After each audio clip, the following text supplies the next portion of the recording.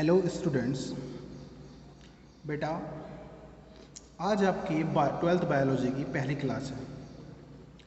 तो आज की क्लास में हम डिस्कस करेंगे कि जो बायोलॉजी का पोर्शन है यूपी बोर्ड का, वो क्या क्या उसमें बदलाव हुए हैं, कौन कौन से चैप्टर को डिलीट किया गया है और कौन कौन से चैप्टर जो हैं वो अभी भी हमारे सिलेबस में मौजूद हैं।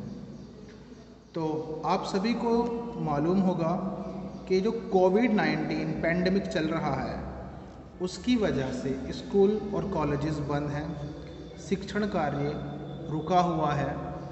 तो उसी को आगे बढ़ाने के लिए गवर्नमेंट ने क्या एक गाइडलाइन जारी की है, जिससे कि बच्चों के ऊपर शिक्षा का बर्डन ज़्यादा ना बढ़े, और उसी के चलते हुए ही सिलेबस में बहुत ज़्यादा बदलाव किया गया है।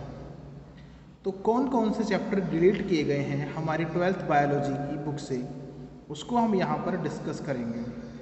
तो जो डिलीटेड पोर्शन है हमारा, तो शुरू की 5 यूनिट जो हैं वो आप फर्स्ट यानी कि 11th में आप कर चुके हैं। तो यहाँ से हमारा स्टार्ट होता है 6th यूनिट। 6th यूनिट का नाम है रिप्रोडक्शन। अब रिप्रोडक्शन में जो चैप्टर 1 है वो हमारा इस बार हटा दिया गया है, यानी कि रिप्रोडक्शन का जो फर्स्ट चैप्टर है रिप्रोडक्शन यूनिट का, रिप्रोडक्शन इन ऑर्गेनिज्म, वो अब हमारे सिलेबस में मौजूद नहीं है। ठीक है, तो इस बात को ध्यान में रखें कि कौन कौन से चैप्टर हमें नहीं पढ़ने हैं। उसके बाद यूनिट 7th में जेनेटिक्स एंड एवोल्यूशन में जो एवोल्यूशन वाला चैप्टर है, यानी कि चैप्टर नंबर 7, वो भी अब हमारे सिलेबस में मौजूद नहीं है। आई होप आप समझ रहे होंगे। उसके बाद यूनिट नंबर जो 8 है, उसमें बायोलॉजी एंड ह्यूमन वेलफेयर वाले में जो चैप्टर नंबर 9 है, strategies for enhancement in food production, ये चैप्टर भी अब हमें नहीं पढ़ना है। ठीक है। उसके बाद यूनिट नंबर 10, यूनिट नंबर 9 जो है बायोटेक्नोलॉजी वाली, वो अभी भी जू की तू है, क्योंकि उसमें 2 चैप्टर हैं और 2 चैप्टर बहुत ज़्यादा इम्पोर्टेंट हैं, तो उनको हटाया नहीं गया है। तो जो यूनिट हमारी 10 है, इकोलॉजी एंड एनवायरनमेंट, तो बेटा इसमें से हमारे 2 चैप्टरों को डिलीट कर दिया है, हटा दिया गया है इस बार। Chapter number 14 ecosystem, chapter number 16 environmental issues, तो ये दोनों भी अब हमको नहीं पढ़ने हैं। ठीक है। अब हम बात कर लेते हैं कि कौन सी यूनिट कितने मार्क्स की है, क्योंकि मार्क्स में भी थोड़ा सा फेरबदल किया गया है। तो जो थ्योरी का जो हमारा 70 मार्क्स का पेपर होता है वो तो उतने का ही है, और 30 का हमारा प्रैक्टिकल। तो अब इसमें जो हमारी 6th यूनिट है रिप्रोडक्शन की, वो पहले की तरह 14 मार्क्स की रहेगी। जेनेटिक्स एंड एवोल्यूशन जो है वो पहले भी 18 मार्क्स की थी, अब भी 18 मार्क्स की ही रहेगी। जो हमारी यूनिट नंबर 8 है बायोलॉजी एंड ह्यूमन वेलफेयर, ये पहले भी 14 मार्क्स की थी, अब भी इतने ही मार्क्स की है। जो हमारे यूनिट नंबर 9 है बायोटेक्नोलॉजी एंड इट्स एप्लीकेशन, तो इसमें थोड़ा सा बदलाव किया गया है बेटा। ये पहले 10 नंबर की थी, अब इसमें 2 नंबर ऐड कर दिए हैं, तो ये अब हमारी 12 नंबर की हो गई है। बायोटेक्नोलॉजी एंड इट्स एप्लीकेशन, इस यूनिट के अंदर 2 चैप्टर हैं और 2 चैप्टर ही 6-6 नंबर के हैं। ये बात आपको ध्यान रखनी है, यानी कि काफ़ी इम्पोर्टेंट यूनिट है ये। 2 ही चैप्टर हैं और 2 चैप्टर अगर आप अच्छे से कमांड कर लेते हो इन पर, तो आपके 12 नंबर हो जाते हैं। उसके बाद आती है यूनिट नंबर आपकी इकोलॉजी एंड एनवायरनमेंट। तो इकोलॉजी और एनवायरनमेंट ये पहले 14 नंबर की थी, 14 मार्क्स की थी, लेकिन अब इसमें से 2 नंबर कम कर दिए हैं, जो कि ऐड कर दिए हैं बायोटेक्नोलॉजी एंड इट्स एप्लीकेशन वाली यूनिट में, और अब इसको घटाकर 12 नंबर का कर दिया गया है। तो इस तरह से हमारे टोटल 70 मार्क्स हो जाते हैं। पहली यूनिट 14 नंबर की, दूसरी 18 नंबर की, और उसके बाद जो हमारी थर्ड यानी कि जो इस एडिशन में 8th यूनिट है वो 40 नंबर की, 9th जो है वो 12 नंबर की हो चुकी है, और इकोलॉजी एंड एनवायरनमेंट ये भी 12 नंबर की हो गई है। तो सिलेबस आपको समझ में आ गया होगा। अब देखिए बहुत ज़्यादा हमारा सिलेबस नहीं है, बहुत कम सिलेबस है हमारा। लगभग जो बड़े बड़े चैप्टर थे वो हटा दिए गए हैं ताकि आपकी पढ़ाई पर ज़्यादा बर्डन ना पड़े, ज़्यादा आप प्रेशर, ज़्यादा आप लोड ना ले पाओ, इसी वजह से ये काम किया गया है। तो अभी पहले तो हमारी एक ही बुक थी 12th में, और उसके बाद चैप्टरों का कम हो जाना, तो मेरे हिसाब से तो ये आपके लिए बहुत ज़्यादा बेनिफिशियल है, और अब आप अच्छा स्कोर कर पाओगे बोर्ड एग्जाम में। तो बहुत अच्छा डिसीजन लगा मुझे पैंडेमिक को देखते हुए यूपी बोर्ड का, माध्यमिक शिक्षा बोर्ड का। तो ये चीज़ें क्लियर हो गई होंगी। अब हम बात करते हैं अपने मेन टॉपिक पर। बेटा शुरू के जो फर्स्ट चैप्टर है वो तो आपका डिलीट हो गया है, ख़त्म हो गया है, यानी कि रिप्रोडक्शन इन ऑर्गेनिज्म। दूसरा चैप्टर जो है रिप्रोडक्शन इन फ्लावरिंग प्लांट्स, तो वो मैं करा चुका था। अब हम जो थर्ड चैप्टर है हमारा ह्यूमन रिप्रोडक्शन, उसके बारे में आज हम डिस्कस करेंगे। यूनिट कौन सी है? Unit number 6 reproduction, chapter number 3 that is human reproduction. Human के अंदर किस तरह से रिप्रोडक्शन करते हैं या होता है, और कैसे एक जनरेशन से दूसरी जनरेशन में जो ऑफस्प्रिंग है वो कैसे हम मतलब कि कैसे सरवाइव कर पाते हैं, कैसे अपने वंश को आगे बढ़ाते हैं, ये सारे प्रोसेस हमें डिटेल में पढ़ने को मिलेंगे चैप्टर में। तो क्योंकि ये ह्यूमन बॉडी से है यानी कि हमसे रिलेटेड है, तो मेरे हिसाब से ये बहुत ज़्यादा इंटरेस्टिंग भी है और इम्पोर्टेंट भी है। ठीक है, अब जो मोटे मोटे पॉइंट हैं इस चैप्टर के वो हम समझते चलेंगे। पहले हमें पता होना चाहिए कि जो ह्यूमन्स है बेटा वो सेक्सुअली रिप्रोड्यूसिंग करने वाला ऑर्गेनिज्म है, यानी कि हम कौन हैं? हम मैमल हैं। मैमल किन्हें कहते हैं? मैमल होते हैं स्तनधारी जीव जो एक न्यू बॉर्न यानी कि एक नवजात शिशु को या एक नवजात बच्चे को या एक संतान को उत्पन्न करते हैं। अंडा या लार्वा जैसा कोई स्ट्रक्चर डेवलप नहीं करते हैं, सीधा सीधा एक बच्चे को जन्म देते हैं, उन्हें हम बोलते हैं मैमल। ठीक है, स्तनधारी यानी कि जिनमें स्तन होते हैं। सेक्सुअली रिप्रोडक्शन होता है ह्यूमन के अंदर। अब ये सेक्सुअल और एसेक्सुअल क्या है वो मैं आपको पढ़ा चुका हूँ पहले ही, ये चीज़ें आपको पहले से पता होनी चाहिए। दूसरा जो वर्ड है यहाँ पर वो है विविपेरस। अब विविपेरस का मतलब क्या होता है? विविपेरस मीन्स जो न्यू बॉर्न यानी कि न्यू बॉर्न ऑफ स्प्रिंग को जन्म देते हैं। अंडे या फिर लार्वा जैसे कोई स्ट्रक्चर प्रोड्यूस नहीं करते हैं, दैट इज विविपेरस। इसका ही अपोजिट एक वर्ड होता है बेटा, दैट इज ओविपेरस। ओविपेरस जो एग देते हैं, जितने भी बर्ड्स और रेप्टाइल्स हैं वो सब के सब कैसे हैं? विविपेरस है।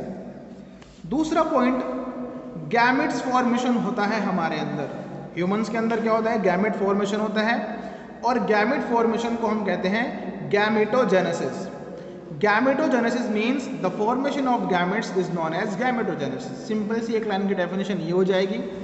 अब गैमेटोजेनेसिस जो होता है वो दो प्रकार से होता है हमारे अंदर, यानी कि क्योंकि हमारी बॉडी जो है ह्यूमन की वो डिस्टिंग्यूज है मेल और फीमेल के अंदर, तो जो मेल के अंदर होने वाला प्रोसेस है गैमेट्स का दैट इज स्पर्मेटोजेनेसिस, एंड जो फीमेल के अंदर होने वाला है दैट इज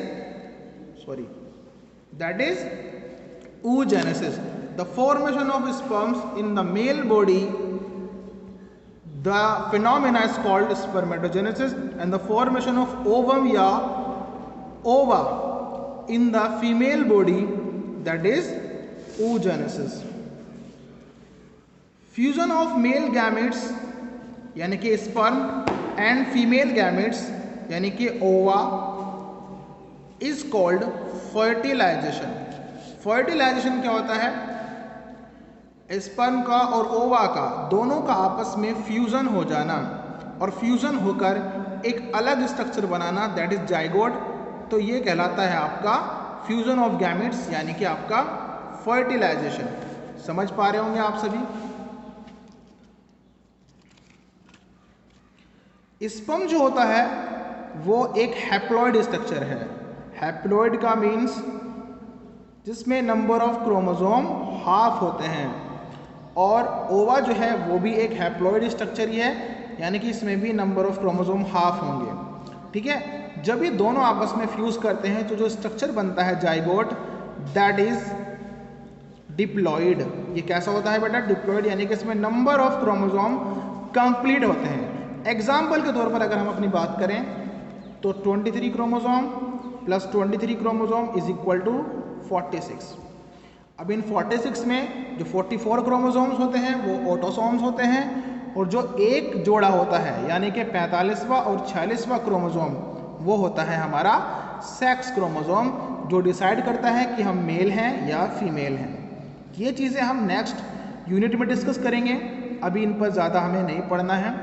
जाइगोट जो होता है बेटा, ये वही सिंगल सेल है जिससे दुनिया के तमाम इंसान विकसित हुए हैं, यानी कि मेरा, आप सभी का और इस दुनिया में जितने भी मौजूद इंसान हैं सभी का जन्म इस सिंगल सेल से हुआ है। तो हम बहुत ही छोटी चीज़ से उत्पन्न हुए हैं या पैदा हुए हैं, तो ये वही सेल है जाइगोट, जिसके अंदर वो सारा डीएनए है जो हमें माता और पिता दोनों से मिला है। अब कुछ दूसरे पॉइंट हैं। Formation and development of blastocyst. अब ये ब्लास्टोसिस्ट क्या है?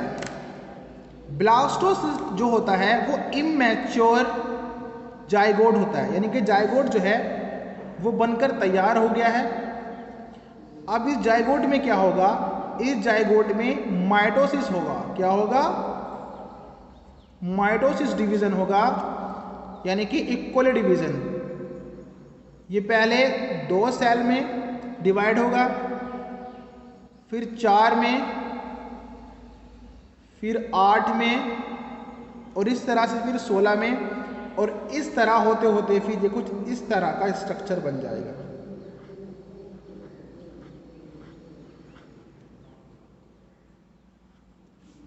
The multiple cells contains in immature zygote is called blastocyst. अब ये ब्लास्टोसिस्ट जो है ये अटैच हो जाता है किससे? यूटेराइन वॉल से। ये यूटेराइन वॉल क्या है? ये यूटेराइन वॉल यूट्रस की या फीमेल रिप्रोडक्टिव सिस्टम की एक दीवार होती है जिससे ये ब्लास्टोसिस्ट चिपक जाता है, और यही वो जगह है, यही वो दीवार है जिससे चिपक कर पूरे जाइगोट का या पूरी सेल का या पूरे एम्ब्रियो का डेवलपमेंट होता है। तो इसके चिपकने को, अटैचमेंट को हम क्या कहते हैं? इम्प्लांटेशन। जाइगोट बन गया, जाइगोट के अंदर डिवीजन हुआ तो क्या कहलाया? ब्लास्टोसिस्ट स्ट्रक्चर कहलाया। अब ये ब्लास्टोसिस्ट जो है कुछ इस तरह से अंदरूनी दीवार से यूट्रस की, दैट इज यूटेराइन वॉल, उससे जब भी अटैच हो जाएगा तो इस प्रोसेस को हम कहेंगे इम्प्लांटेशन। एम्ब्रियोनिक डेवलपमेंट, यानी कि इम्प्लांट होने के बाद अब इसके अंदर जो डेवलपमेंट होगा, यानी कि जो शिशु के निर्माण की प्रक्रिया है, अब इन सेल से कुछ और सेल्स बनेंगी, कुछ और अवस्थाएं आएंगी, और उनसे फिर अंगों का निर्माण होगा, हाथ पैर बनेंगे, आईज, ये सारा पूरा का पूरा जो शिशु का डेवलपमेंट होता है एम्ब्रियोनिक डेवलपमेंट, यानी कि भ्रूण विकास, इसको हम कहेंगे गैस्ट्रेशन। यानी कि गैस्ट्रेशन का मतलब होता है भ्रूण विकास, जो गर्भ के अंदर पल रहा है बच्चा, उसका विकास, दैट इज गैस्ट्रेशन पीरियड। और गैस्ट्रेशन पीरियड के बाद एक लास्ट इवेंट आता है, that is parturition, delivery of the baby. जब बच्चा गर्भ से बाहर आता है डिलीवरी के दौरान, यानी कि जब वो इस दुनिया में आता है, जन्म लेता है, दैट इज पार्चुरेशन। ठीक है, तो ये कुछ क्या थे, इवेंट्स थे। इनको हम सभी को डिटेल में पढ़ेंगे कि भाई ब्लास्टोसिस्ट क्या है, इम्प्लांटेशन क्या है, गैस्ट्रेशन क्या है और पार्चुरेशन क्या है। फिलहाल मैं आपको समरी बता रहा हूं। अब हम बात करते हैं यहां पर मेल रिप्रोडक्टिव सिस्टम। 2018 के पेपर में ये आ चुका है, तो एग्जाम के दृष्टिकोण से ये काफी इंपॉर्टेंट है। The male reproductive system, female reproductive system भी पूछ लिया जाता है कभी कभी, उसको भी हम डिस्कस करेंगे। तो मेल रिप्रोडक्टिव सिस्टम यानी कि जो नर का जनन तंत्र है उसके अंदर क्या क्या चीज़ें होती हैं, वो कैसे काम करता है, उसके बारे में हम यहाँ पर डिस्कस करेंगे। तो मेल रिप्रोडक्टिव सिस्टम को हमने दो हिस्सों में बांटा है, उसके फंक्शन और स्ट्रक्चर के अकॉर्डिंग। पहला है हमारा प्राइमरी सेक्स ऑर्गन। ये प्राइमरी सेक्स ऑर्गन क्या है, यानी कि जो प्राथमिक हमारे सेक्स ऑर्गन हैं मानव के या नर के, तो उनमें जो सबसे पहली चीज आती है that is pair of testis, यानी कि एक जोड़ी टेस्टिस मेल के अंदर पाए जाते हैं। ये टेस्टिस आपने वर्ड कहाँ सुना है, एंडोक्राइन सिस्टम में। टेस्टिस जो है वो एक तरह की एंडोक्राइन ग्लैंड है जो क्या प्रोड्यूस करती है, कुछ हॉर्मोन्स प्रोड्यूस करती है। इन हॉर्मोन्स की ही बदौलत टेस्टिस के द्वारा क्या बनते हैं, स्पर्म्स बनते हैं। क्या बनते हैं, स्पर्म्स बनते हैं। और ये स्पर्म्स ही किसको रिप्रेजेंट करते हैं, मेल रिप्रोडक्टिव सेल को।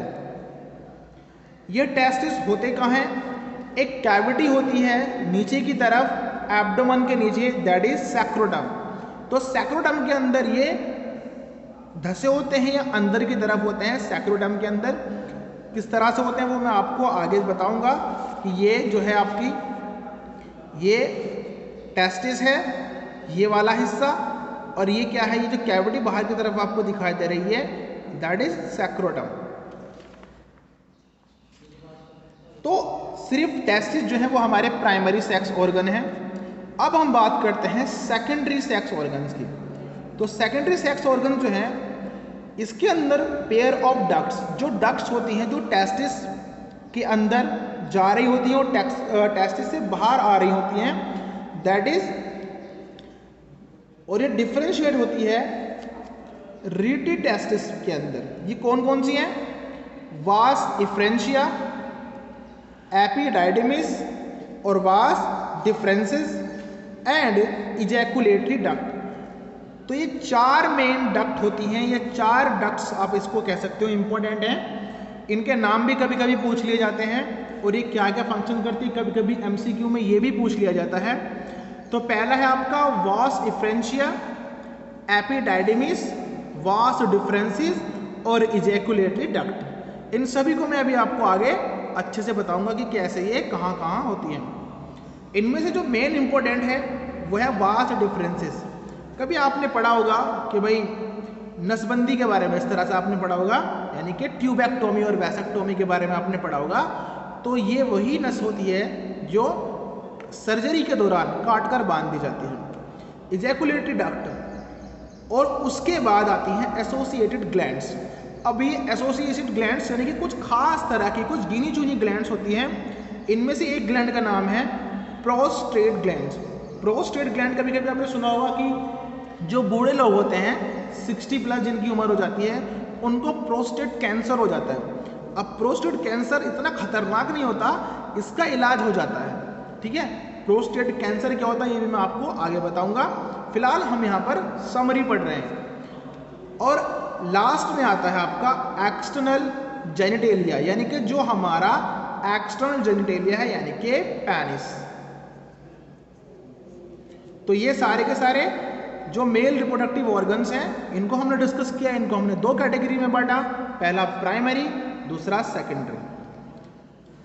अब बात कर लेते हैं इसके स्ट्रक्चर की। तो स्ट्रक्चर जो है वो बहुत सिंपल है।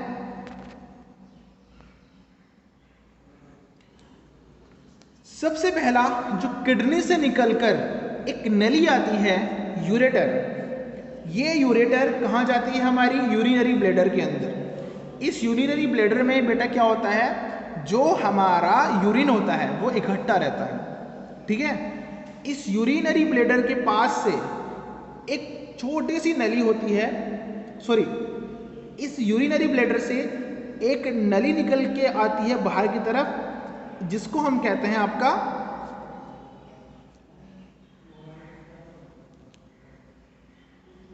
ये है आपकी यूरेथ्रा।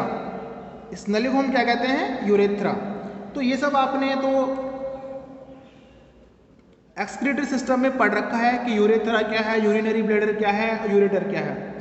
अब यूरेथ्रा के बारे में एक बात मैं आपको बताना चाहता हूँ बेटा कि यूरेथ्रा जो है वो स्पर्म को भी कैरी करती है या सीमेन को भी कैरी करती है और यूरिन को भी कैरी करती है। इसके बाहर की जो स्ट्रक्चर होता है वो पेनिस कहलाता है, और जो टेस्टिस होता है हमारा वो साइक्लोडर्म में कवर्ड होता है, और टेस्टिस से एक ट्यूब निकलती है, एक डक्ट निकलती है जिसका नाम होता है वास डिफरेंसेस। यही वो मेन डक्ट है जो कैरी करती है स्पर्म्स को, और स्पर्म्स को लाती है कहाँ पर? यूरेथ्रा के अंदर। इसके अलावा सेमिनल वेसिकल होती है जिसके अंदर सीमेन होता है। इसके नीचे प्रोस्टेट ग्लैंड होती है, और यहाँ पर प्रोस्टेट ग्लैंड के पास इजैकुलेटरी डक्ट होती है, ठीक है। और नीचे की तरफ जो आपको ब्लैक ब्लैक दिखाई दे रहा है दैट इज बल्बो यूरेथ्रिक ग्लैंड। तो फिलहाल हमने आज सिर्फ यही पढ़ा कि स्ट्रक्चर कैसा होता है। बाकी इस स्ट्रक्चर के फंक्शन को समझने के लिए हम आगे का पोर्शन यानी कि mechanism of formation of gametes यानी कि स्पर्मेटोजेनेसिस को डिस्कस करेंगे नेक्स्ट चैप्टर के नेक्स्ट लेक्चर में। तो तब तक आपको इसको रिवाइज करना है। बाकी की जो दिक्कत होगी वो आप व्हाट्सएप पर मुझसे पूछ सकते हैं अगर किसी भी चीज़ को समझ में ना आई हो, ठीक है। तो आज की पहली क्लास थी हमारी, काफ़ी कुछ हमने डिस्कस किया। तो कल तक के लिए बेटा इसको पढ़िए, और जो चीज़ समझ में ना आए मुझे व्हाट्सएप करके पूछ सकते हैं आप। तब तक के लिए धन्यवाद।